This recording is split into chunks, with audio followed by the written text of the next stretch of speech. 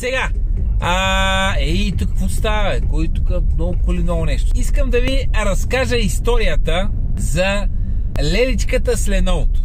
Готова ли си да ви я разкажа? Някъде часа е, може би някъде около обяд. И в офиса влиза една леличка, която в чанта от Kaufland, поне аз си мислех, носи лаптоп. Влиза в офиса, застава в центъра на офиса и казва: голям проблем, тия от Viva.com ме излъгаха, голям проблем, нямам интернет, голям проблем, давам ми табела на Windows, не мога нищо да направя, голям проблем, с Windows 8 съм голям проблем.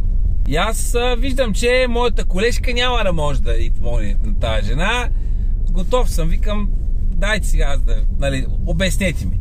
Дойде този от интернета, написа ми паролата, нагласи ми Wi-Fi, каза ми как да се казва Wi-Fi. Аз му казах WideRoll с Z и му написах моята парола. И сега се пуска лаптопа, но не ми дава, вика, да вляза в Windows. Голям проблем, вика, имам с интернета. Обадих се на оператора от Viva.com, обясних и тя каза, че това било мой проблем. И аз започвам от начало. Викам, сега кажете ми какво става дума. Вика, дойде човека за интернета. Викам така. Нагласи ми интернета. Викам така. И Wild Rose и паролата. Викам, добре, Wild Rose и паролата. Така. Имате ли интернет? И тя вика, сякаш имам. Викам, добре.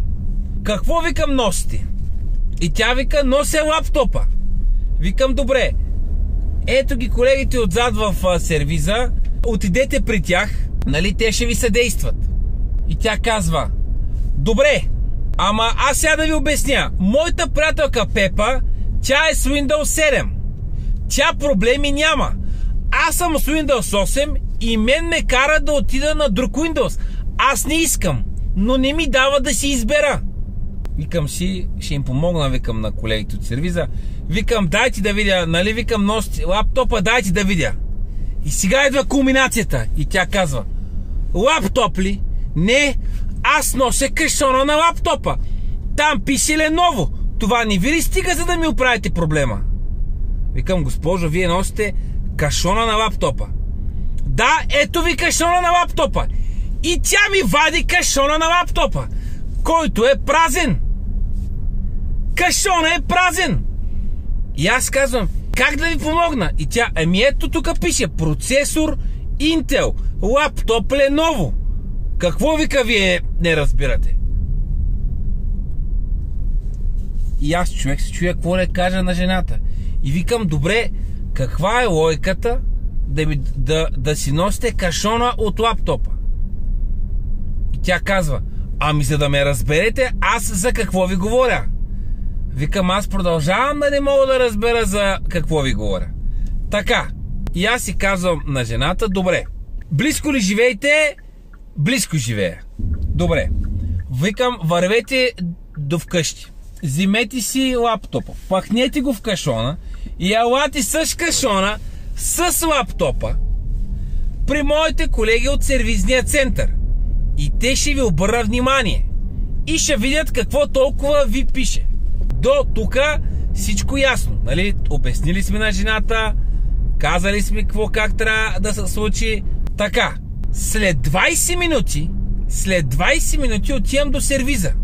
Жената е там с празния си кашон и обяснява същото нещо на моя колега Крум и го чувам той да й каже, ама това само кашона ли е? При което аз избухвам от смях, разбирате ли си сама? Аз се насирам вече смях, просто не мога. Така. Днес, 24 часа по-късно, отново бях в сервиза, да си говоря с грандмастера нещо, жената влиза и носи лаптопа в кашона. Крум пуска лаптопа. Появява и са табелата, както тя каза, табелата за Windows. И той я пита. Тя го вади на листче. Написала си ръчно на листчето какво и пише Windows. Тя така вика, какво ми вика ми написа Windows, искам вика да ви покажа. И на листче пише ръчно какво е написал Windows. При което то пише долу вляво Skip Upgrade. И моя колега Кру ми казва, госпожо, тук ви пише Skip Upgrade. И тя казва,